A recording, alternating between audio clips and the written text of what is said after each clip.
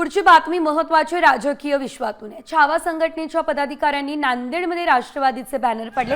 लातूरमध्ये झालेल्या घटनेचे पडसाद नांदेडमध्ये उमटले। अजित पवार यांच्या वाढदिवसानिमित्त लावलेले नांदेडमधले हे बॅनर जे आहे ते छावा संघटनेने फाडले। अजित पवार यांच्या नावाने जोरदार घोषणाबाजी करत सूरज चव्हाण यांना इशारा सुद्धा देण्यात आला।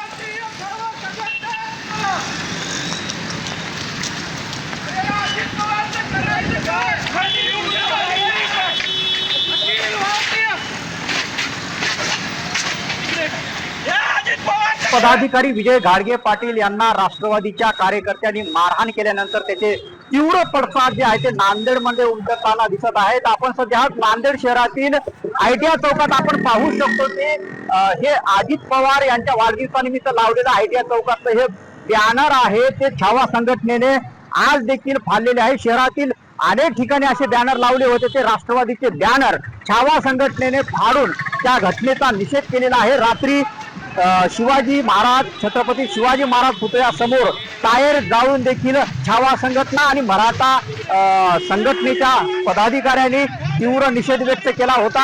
आज सकाळी नांदेड शहरात जे अजित पवार यांच्या वाढदिवसानिमित्त लावलेले बॅनर जे आहेत ते संपूर्ण बॅनर छावा संघटनेच्या कार्यकर्त्यांनी पदाधिकाऱ्यांनी फाडून त्या सूरज चव्हाण आणि राष्ट्रवादीचा निषेध केलेला आहे। संजय श्रीवंशी, साम टीव्ही न्यूज, नांदेड।